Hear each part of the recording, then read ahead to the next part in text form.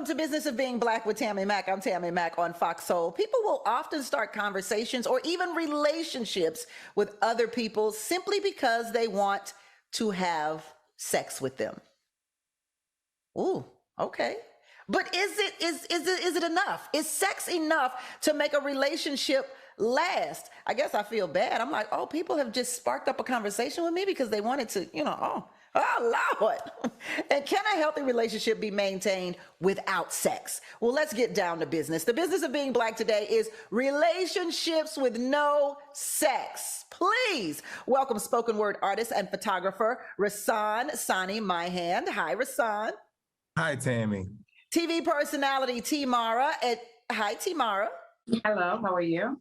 Good. Educator Maurice Falls is here with us. Hi, Maurice. Hi, Tammy. And the remix coach, Kendall Lanice. Hi, Kendall. Tammy. So let's get down to business, y'all. Sex is the business today. This is a good conversation. Yes. But why should Black people care? Why should Black people care if there's sex in a relationship or not in a relationship? Kick it off, Rasan. Well, I think that it's, thank you, Tammy. But I think that it's very important that we do care about sex. One, because Black bodies have been sexualized for so long. So when it comes to relationships, the question becomes, can I still be desired and be in a partnership with somebody, but not simply because of my body, inclusive of my body, but not just relegated to my body. So for the feminization of women or the masculinity of men, this body matters. But however, I don't want you just to like me for my body. I want you to also to like me for my mind. Do you care about my feelings and my emotions? So I think that we ought to care simply because we are more than just a body. You starting off in the deep waters today, right. I see. Okay, all right now. Kendall, what you got? Why should Black people care? I think Black people should care because we can't afford not to care. When it comes to intimacy and vulnerability, a lot of Black folks struggle with being that. And sex does reduce stress. And we know Black folks have the highest levels of hypertension. It also helps us become one as a family when people are having sex, because let's face it, that's how we all got here, right? So sex is important. And also to normalize sex. I know in a lot of households, it's not normalized. And I think healthy sex and healthy relationships should be promoted in the Black community because the endorphins that release when we do have sex makes people happy. Now, that's not the only reason to have sex, but a happy household and you're raising happy Black children in a happy Black home, not to say that's the only marker of happy, but it promotes intimacy and vulnerability. And I think it's important to do that. And like Rashawn said, not just to be just that, because we have been over-sexualized, but to normalize the sex conversation. People get real funny when we talk about sex. So Salt and Pepper said it best. Let's talk about sex. Right. And that's what we're doing today. Although you make it sound like a high blood pressure pill. Maurice, why should Black people care about sex and relationships? Yeah, I agree completely with both Rashawn and Kendall that, most of society has not been created from our lens. It's, primarily from a white male lens, honestly. And so it's really important that we question the relationship that we have with sex. And from my perspective, is it also a need for intimacy? I think sometimes we can confuse the two because, if you simply want to orgasm, you can do that by yourself. But if you are looking for a partner, there's a reason for that. And so that is about intimacy and connection. So I really think that it's important that we question what we've learned, because so much of what we've been fed is from people that do not really have the same lived experiences or values that we do. And I do it damn well by myself, Maurice, damn well. Tamara, why should Black people care about sex in relationships? Well, I think that it's the highest form of intimacy, especially in a relationship. I think that if you're going into a relationship, yes, it's good to get to know each other. You should take the time, you talk, but no matter what you do, if there's a genuine connection, there's going to be friction of sexual connection about with each other. So it is something that I do believe that is important for a relationship, especially if you're building on something serious. Now, with what's going on with society, we've been extremely sexualized, especially I would say during the pandemic. Women have gotten more, liberated sexually, and it's been a free will for everyone lately. But I do believe that with some balance, sex is important. That's how I look at it, especially in a relationship. How often should couples have sex? We'll stay with you on this one, T. Consistently, daily. I'm sorry to say it like that. I do believe, because it's a connection, it's an attachment, it's a release. I was married for 12 years, and I'm going to tell you this, for the 12 years that I was married, I had sex every day. That man set an alarm clock when he wakes up 5 o'clock in the morning, when he got home from work, right before he went to bed. He needed it. He said it was his drug. And listen, it was good, so I didn't stop. So I do believe opposite. Kendall, you said yours was opposite. Mine was the opposite. Now, I didn't have a healthy sex life, and I do see that. I can see the difference in that from how you're speaking about that. I see the difference, and I think sex is healthy, but you have to understand that a lot of people out there, 20% of married people are living in sexless relationships. 15% are seeing a decline. People are not having sex. And look at the divorce rates. And not to say the divorce rates is because of sex, but you have to understand that's another way to connect. And a lot of people don't connect in that way. And I guess the real thing is just really asking why. Why don't people connect sexually? Either it's two things. Either they connect all the time, like you said, every single day, I got to have it, or there's none, based off of whatever reason. So I think we really have to get to why aren't people having sex? Because that's part of a healthy relationship, just like communication is part of a healthy relationship. Financial consistency and literacy is part of a healthy relationship. Being vulnerable is part of a healthy relationship. And so is being sexual with if that's your mate and you're adults, because I work with children and adults alike. So if you're a consenting adult and if you're in a relationship or a marriage, you should be talking about it. So this is interesting though, Kendall, you said that your relationship lacked sex, and then T said that her relationship was consumed of sex. Exactly. But neither of those relationships worked. They did. And that's to show you that because sex you need more. Yeah, it has to be more than sex. It can't just be sex. Relationship. Rasan, let's talk about it. Because we know that men scientifically, literally need sex. It is a viable need that I think some women don't believe the necessity of it for a man. Well, that's why right now, I'm so sorry if anyone has something to say, but that is one of the reasons right now, I think that, I saw something that stated that we're having sex more than ever. Women have been more liberated. And a scientist, she came out and said that women should have a strike on sex. So I decided to come up with a 30-day sex strike for women, because it's a lot of sex that's been happening due to the pandemic. A lot of women got more sexualized. So I do believe that when it comes to sex in relationship, it has to be a balance. You can't just only want sex. It's not going to work at all. It's not. You have to have another type of attachment for it to work. Rasan? Well, I think that is so vital that we are having the discussion simply because, as you aforementioned, men have to have some kind of sex. I mean, it got to be from somewhere, sometime. They wake up with it on their mind. And I want to be clear, it's not all men. Please don't mishear me. And I don't want to misspeak because let's be clear, there are some men who have high sex drives. Then there are some men who like, that ain't even on my radar. So I think that it's important that we put that into context, but I also think it's vitally important that we look at it from the spectrum of saying that although men enjoy sex, it should not be the main reason why they get into relationships. Right? I heard it said this way, that everything is about sex except sex.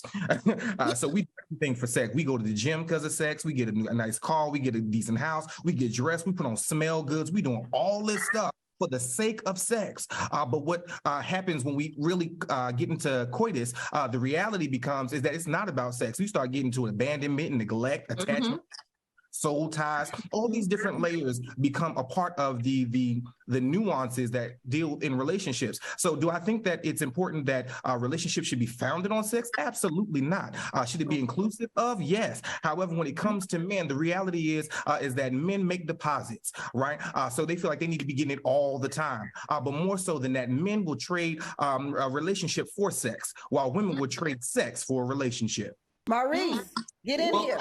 Okay. Yeah, well, for me, I really have to question, the culturalization of things because, yes, we're biological people, but we also have brains and we are affected by the cultures that we live in. And so sometimes I wonder if men are culturalized to say, lean into sex more than intimacy. Like there's a meme going around right now where, it started off as a back rub. And is it that we get so close with intimacy that we feel uncomfortable, that it's more socially acceptable to go into sex instead of living, staying in that feeling of I'm feeling connected with my partner, I'm feeling present with them. And, because ultimately, like, as you said, you need more than sex for relationships to function and to last. And it's really that intimacy. And I feel like there is a fear of intimacy that men have learned and been culturalized. We're not able to show our emotions. We run away from it. And that is a really big piece of why we go to sex, because it's quick intimacy. You get the connection, but you don't have to stay there. You can run from it. It's like, oh, that moment I got because as I said before, if you simply want an orgasm, you can do that yourself. If you're looking for another body, you're looking for connection. Our first, feelings about love is actually being held from our parents. Let me take a quick break and we'll be back on The Business of Being Black with Tammi Mack. Welcome back to Business of Being Black with Tammi Mack. I'm Tammi Mack on Fox Soul, and the business of being Black today is relationships and sex. Do you have to have sex in order to be in a good relationship? Well, can relationships revolve too much around sex? That sounds like a sectionship as opposed to a relationship, right? But can it revolve too much around sex? What are your thoughts on this, Rasan?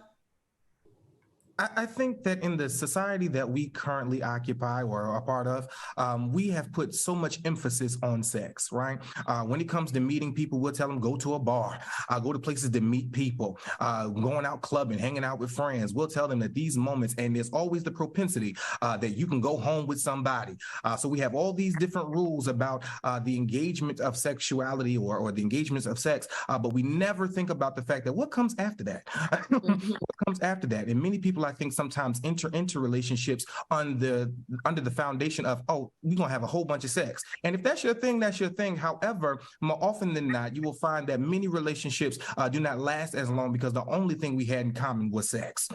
There was nothing else beyond that moment. We didn't share like views. I'm sure all of us can agree, because we're talking about grown-up stuff, right? All of us can agree. We've been out on some dates. We've been out with some people, and we discovered that I don't really like you like that. Even after the sexual encounter is over, you smack me, you eat.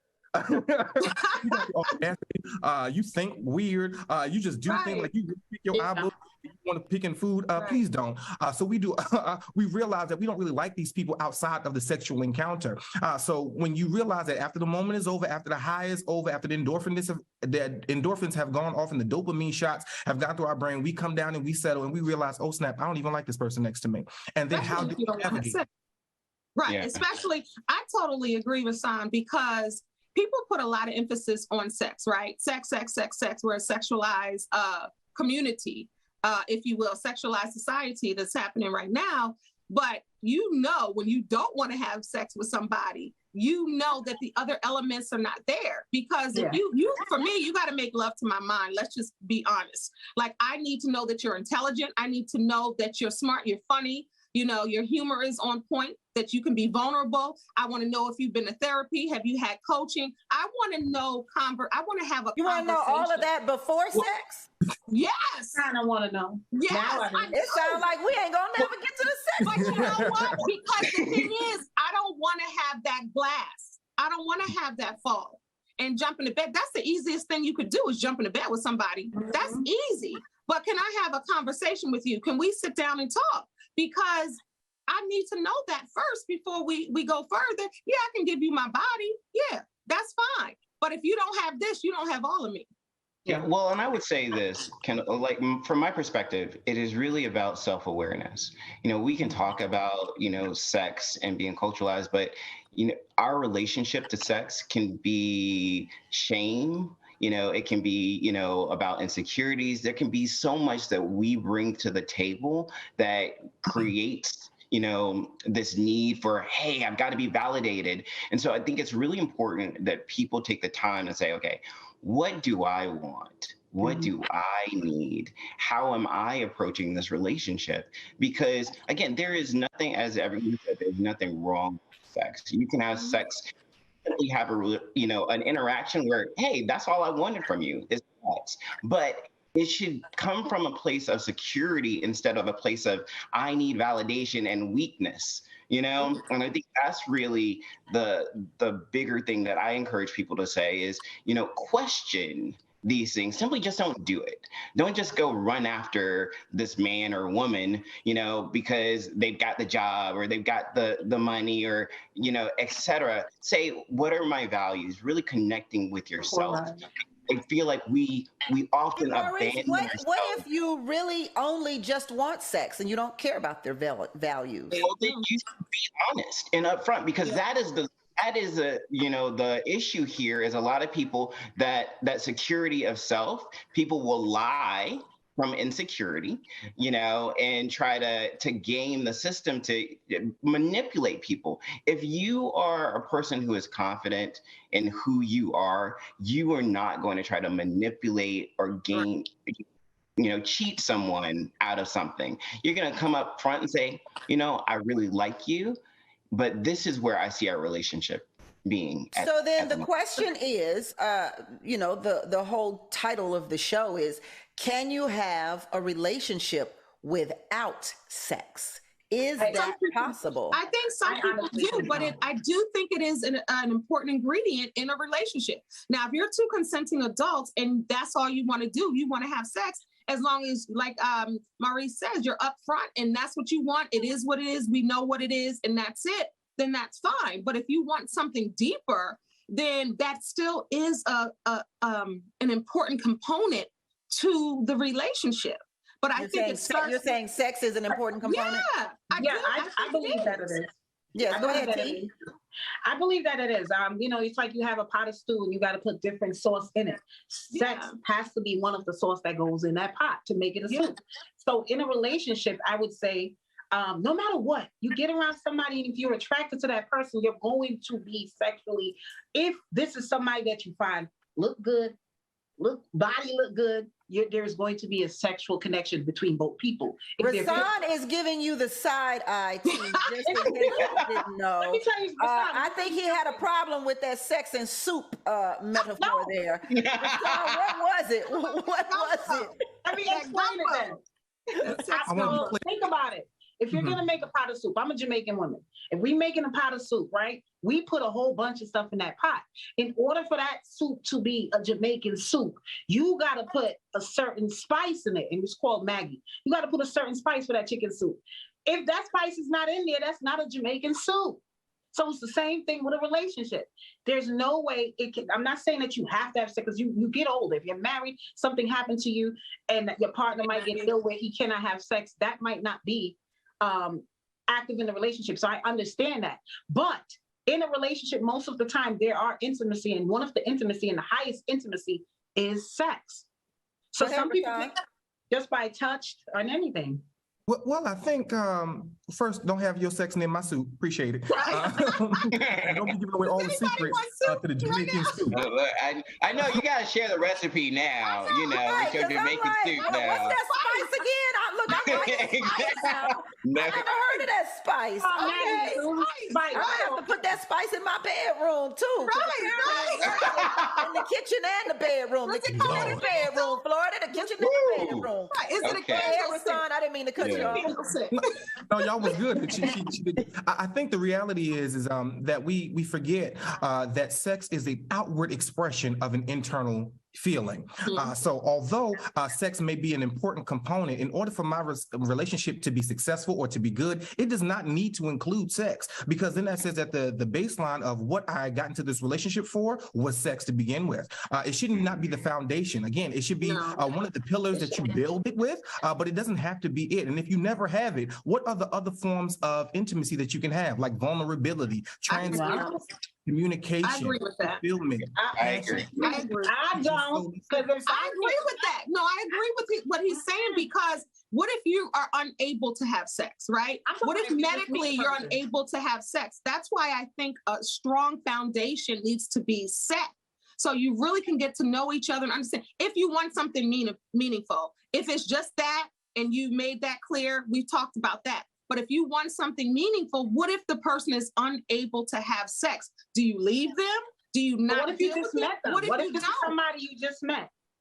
So if it's someone you met, you have to ask on a scale of 1 to 10, how important is sex to you in a relationship? You have to be, it's about communication. You got to be upfront with what you want and your desires. I also think it's also about... Let me let Rasan get in. Go ahead. My bad.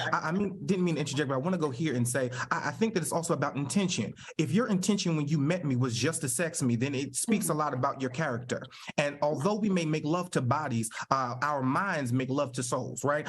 So now we're having this moment with ideas and thoughts and process. So when you approach me, what approached you was the aesthetic appeal. I look good. My shoulders was big. I got a six pack, all this night. But at the end of the day, after that moment is over, after the fog is dissipated, were you still interested in me? Did you want to take me for coffee to hear my thoughts? Did you care about my philosophy on life? Probably not. Because again, the culture that we've gotten into is so geared towards sex that it's hard for us to see beyond that scope. But I still think that you don't need sex in order to have a successful relationship. So I'm gonna All say right, this. hold on, big shoulders. We got to go to a commercial break. We'll be right back. Tex, did I get your attention?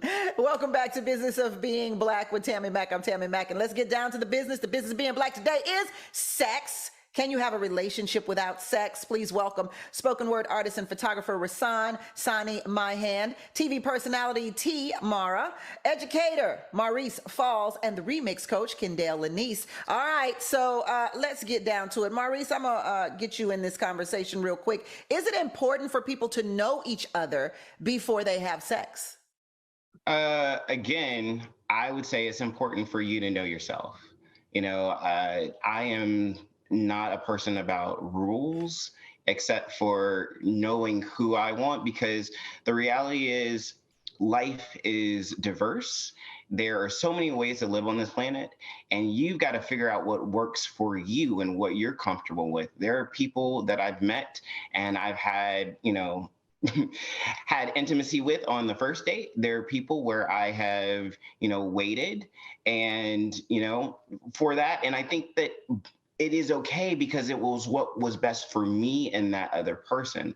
I think oftentimes we fall in these traps where we are looking for cookie cutter images and just doing what other people have done instead of saying, hey, this is what I want.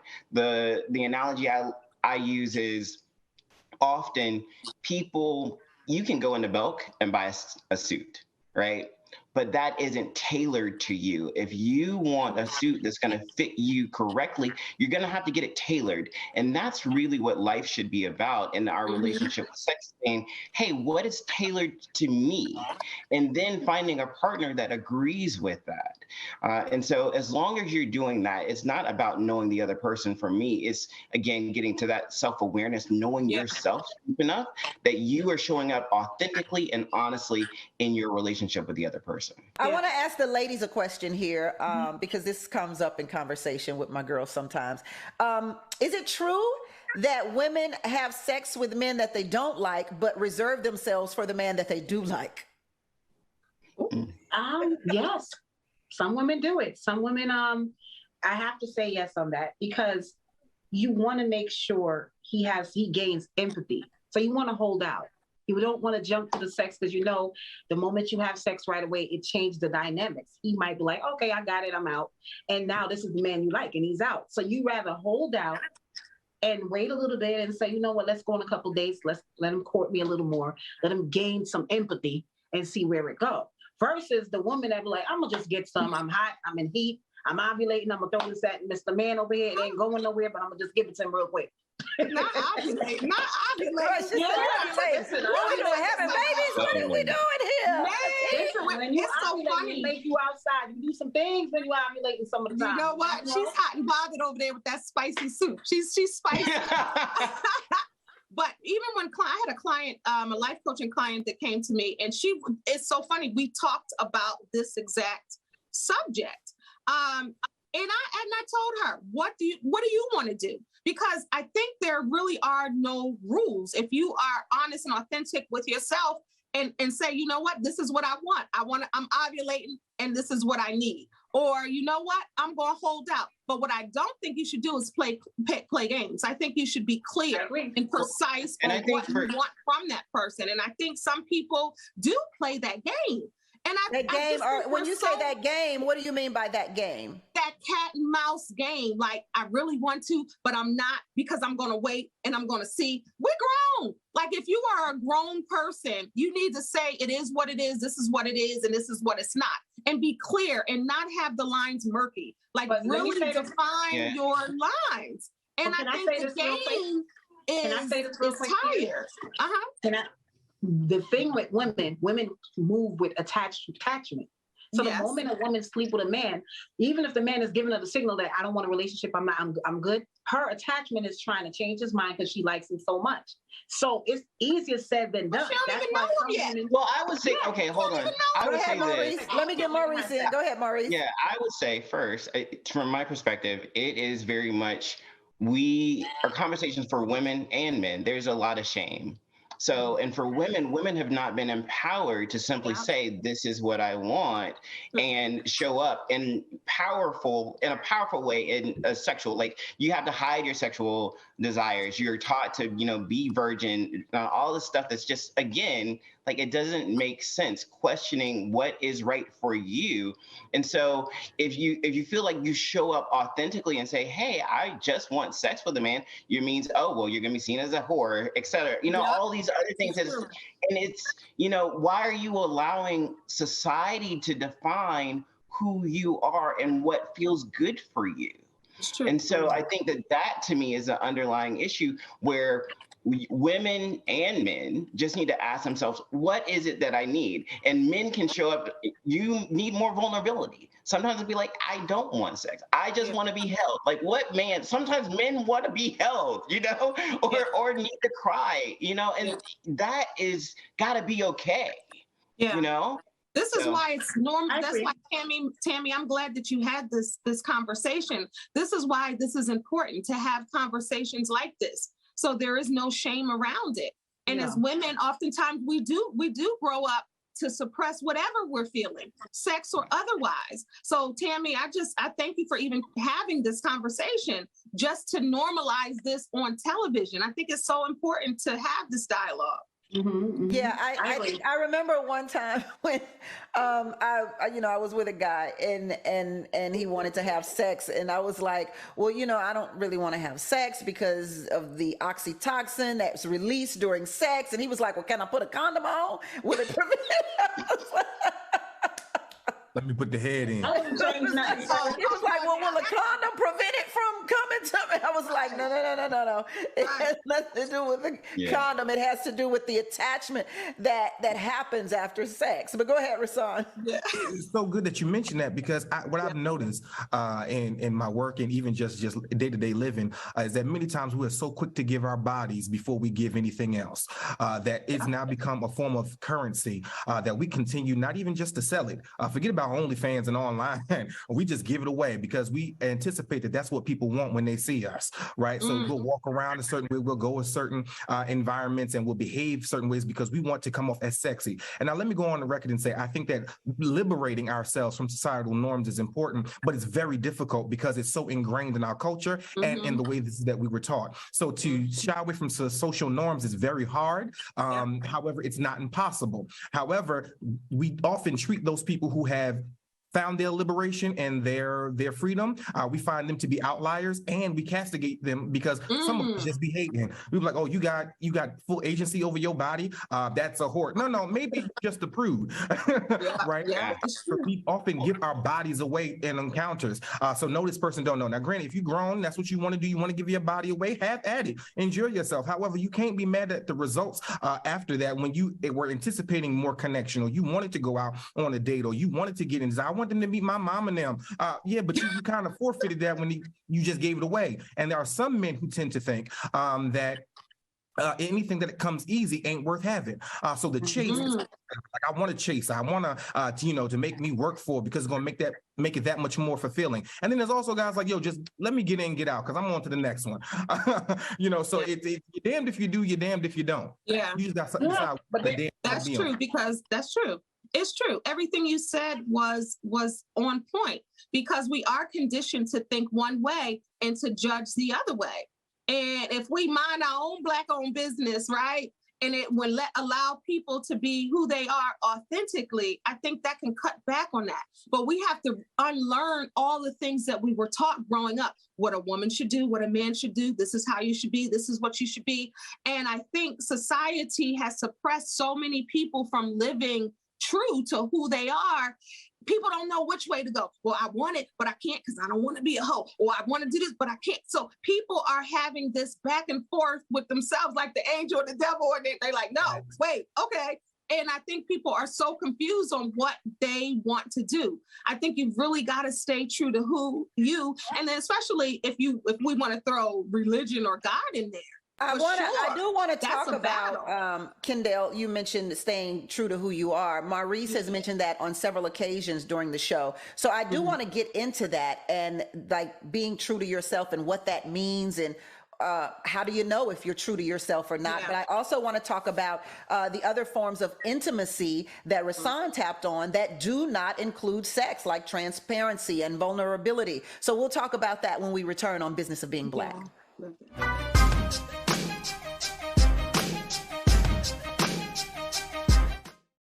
Do you think women should fake orgasms just to satisfy a man's ego? What do you think? Fake or not faking? I have faked before. Cocktails with the Queens.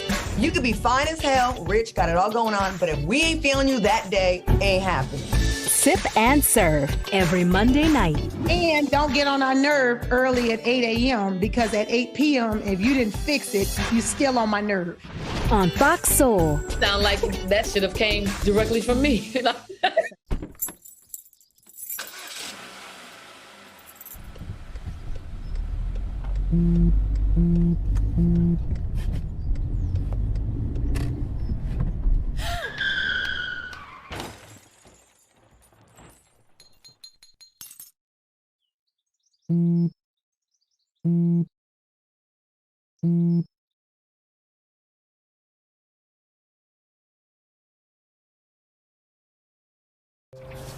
You see certain things get reincarnated in your children.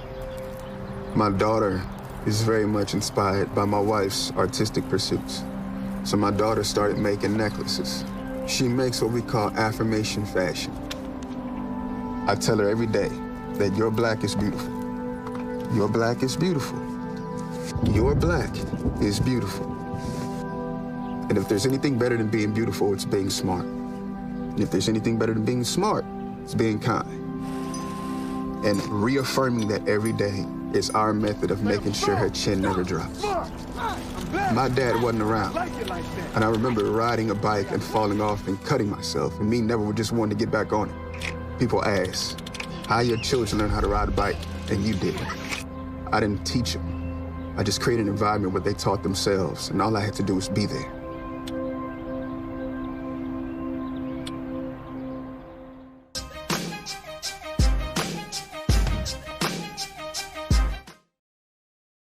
Welcome back to Business of Being Black with Tammi Mack. I'm Tammi Mack, and the business of being black today is, can you have a relationship without sex? What are some ways that you can be intimate without the physical form of sex? Rasan, you mentioned a couple of them, a few of them actually. You said vulnerability, you said transparency. What are some forms of intimacy that do not include sex? Tammy, I think that it's so important that one, we first understand what our love language is, because more often than not, when we're getting into relationships, we don't know our love language. So we assume that the usual form of currency is just sex, and that should just seal the deal, forgetting the fact that I need other nuances to this relationship, because again, the way I express my love is not always through sex. The way I express my affection or my care is through those other components, those elements such as communication, vulnerability, transparency, acts of service, physical touch.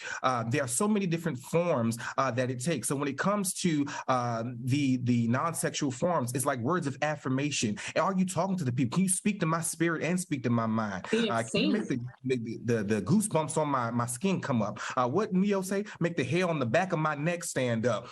Those are non-sexual forms that do it, and it speaks to a level of words, a level of care. I love reading books, right? I'm a spoken word artist, so I love words. And when you start seeing how words are crafted together, there are some words that just sound so good to you. Just like, okay, I felt something there. Can you do that? And it never make me feel anything. Like that's absolute penetration. That's absolute me touching myself. Can that be that thing? So there are so many different forms that we often don't explore because many of us don't know our love language. You do speak like a minister, Rasan. I feel like I'm in church when I'm talking to you. Maurice, what are some ways that you can be intimate without sex, or can you be? Does that exist? Yeah, you definitely can. And I think like you said, I have been talking about understanding yourself. So for me in 2020, one of the things that I did was do a lot of reflection. So I took 7 months without sex. And during that time, trying to understand my relationship to it. And I recognize that a lot of times I would go to sex because I was, anxious or I was lonely. And so just that self-awareness, it allows me to say, okay, what am I looking for in a relationship? What do I need from a partner? And that connection with my values, I started to see people differently.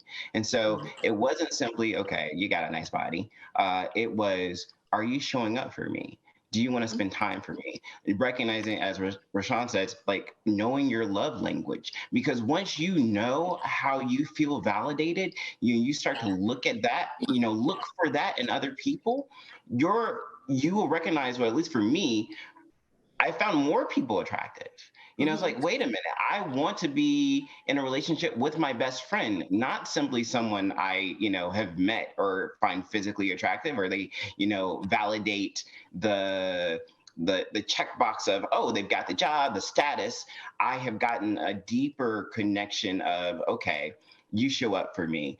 One of the things that made me realize I had intimate feelings for a best friend was I was complaining about or reflecting on a past relationship where this person didn't show up for me at all. I always had to ask. I was a person to think about their needs. And I said, I really want to be with someone that, I don't even have to ask them if I, need something. They would just do it.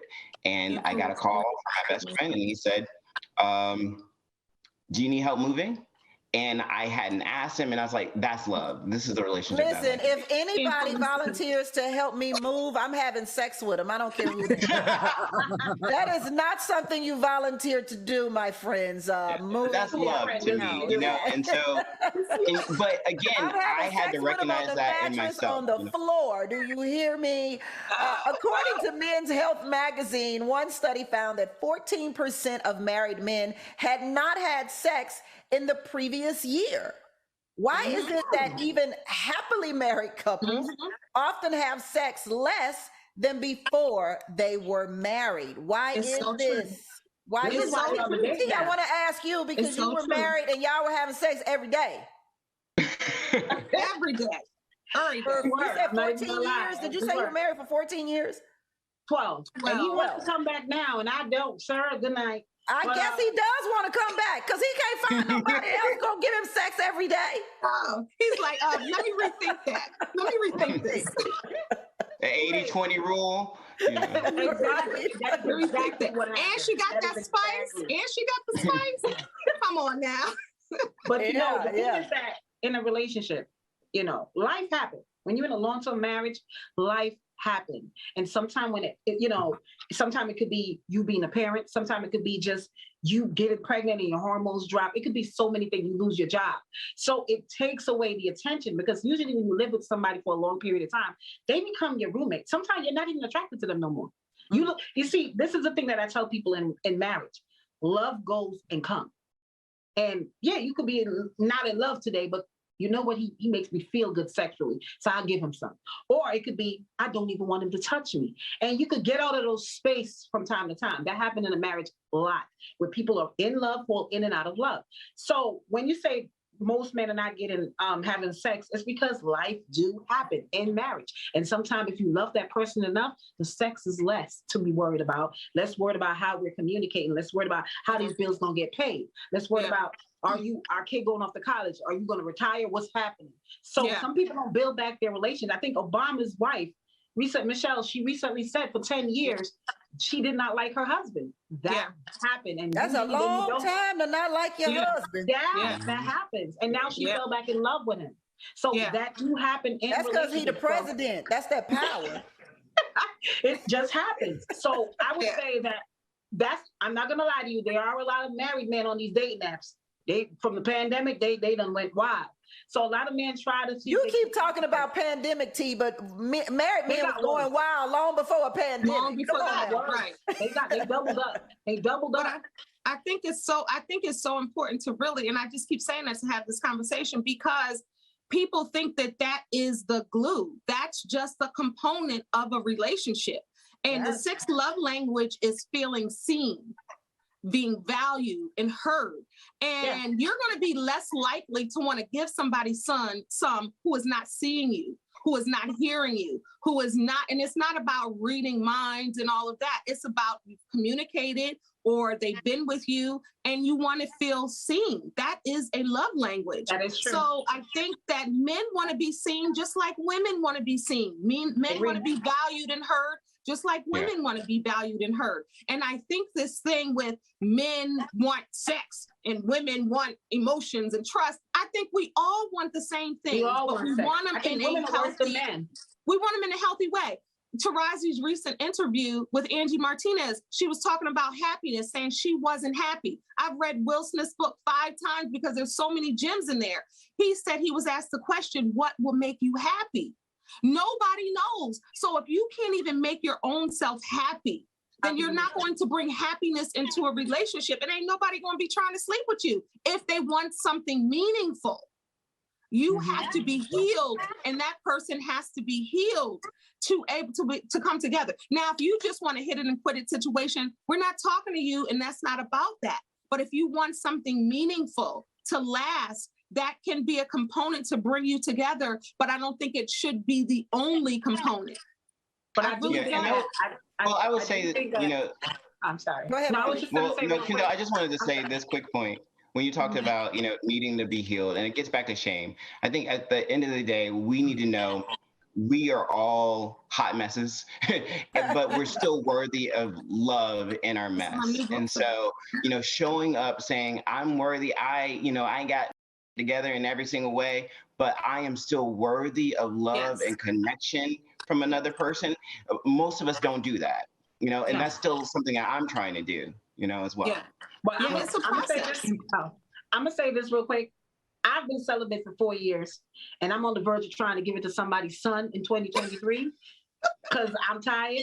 But I'm gonna say this: finding yourself, taking the time, because sex can confuse everything. So the best decision that I made coming out of my marriage was to stop and figure out my own happiness within self. Yes, I think we're gonna take a quick break right here. I tell you what, T, if you help me move and give me some of them spices, I'll give you some.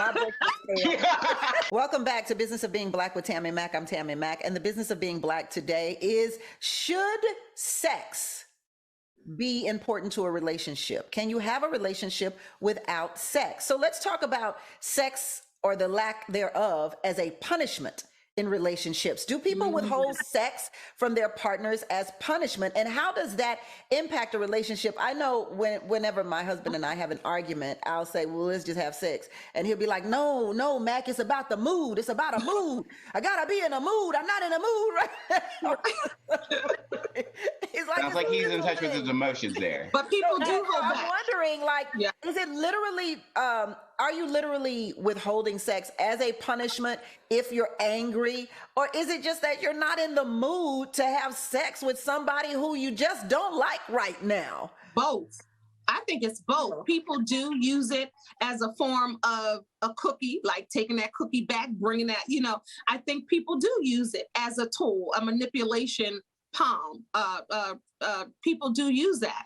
And I think that is unfair, because you should be able to use your words and say, look, I'm not feeling this because this, and this, because that person could want it too, but they got this point to stand on, this mountain to stand on and to prove this point. And then sometimes people are just not in the mood to have sex. It all goes back to communication. What kind of relationship do you have outside of the bedroom? Because if you have a relationship outside of the bedroom, you could be like, not today, and not hold it against someone. Do something else. Have a conversation to be able to eradicate all of that. But people do use it as a weapon, as a pawn, because they're unhappy or unsatisfied with what's happening. So I ain't going to give you none. Or they're just not in the mood. It could be both. Well, I use it as for rewards, when I want something, Gucci shades. Wait, hold on. I want to make sure I'm understanding you clearly here, T. You say you use it as a reward? Yes, whenever I see a nice... Well, I mean, it makes sense. If it can be used as a punishment, then it clearly can be used as a reward. Yeah. So I remember one situation, it was these Gucci shades. I got off work early one evening and I went into the store and I'm like, ooh, but them shades was $500. And I'm like, I'm going to just give him what he wants real good. And he can give me these shades. And that's my husband. So we give and take sex. And then sometimes when he gets me upset, I knew how to take it away. So it could be both ways. So I've done it. And I got that Gucci shades. I did. Okay, that sounds like an exchange of goods and services, indeed. She has the Gucci shades, but she don't have a husband no more. She got rid of the husband, kept the shades. Kept the shades. Sound like a player. When you talk about when you talk about using sex as a weapon, I think it's important to remember that passive aggression is still aggression. And if you want a relationship, like abuse or violence, there are different ways to abuse your partner. And that really undermines that foundation of trust. A relationship to thrive needs to have trust and respect. And if you are, choosing, instead of communicating, to basically throw a tantrum, like, you are showing immaturity and a lack of wanting to be in that. If you're doing it that way, yeah. But for me, I did it because I knew his obsession was that. So I knew how to get certain things out of him because of his obsession. So would he have given it to you even if you didn't have sex with him? Would he have gotten you those Gucci shades? It was kind of our thing. To be honest with you, it was kind of our thing. Like, I'm like, you give me this, I give you that. It was a playful thing. It wasn't in a sense of manipulation. It was more of a playful thing with us. He'll say, I'll get you this if you do this for me tonight. And, dress up like this. Okay, I'll be the maid. So it was just a give and take type of. Oh, y'all was over there having fun sex too, huh? Okay. Yeah, now we know why y'all are having sex every day. But there's nothing wrong with that. Like, there's nothing wrong with that. If that is your husband and that's what you guys wanted to do and you came to terms with that together, then there's nothing wrong with that. There's no judgment. Because that's communication. Because that's communication. Exactly. Rashawn, you want to get in here on this conversation? Absolutely. I think to Kendall's point, I totally agree that it is both. Sometimes I just don't feel like it. Life done wore me down. I'm tired. I'm good. But I think the other side to it is the weaponization of sexuality. But I think that often happens when people don't feel like they've been seen, they are valued, and they have any power in a relationship, then they'll use the only thing that they have control over, which is their body. And if the only thing I can control is my body to get you to act right, to get you to do what I want, then I'm going to withhold my body and anything that comes with it to ensure that you ain't going to get what you thought you was going to get out the situation. Right. So I had a girlfriend who had a friend who was a guy, And he asked her after, she had a death in the family. He was like, hey, I was just calling to check on you, make sure you're all right. Do you need any of this bereavement, D? So I mean, no, that's a red flag. That's a bundle of red flags. That's not a friend. No.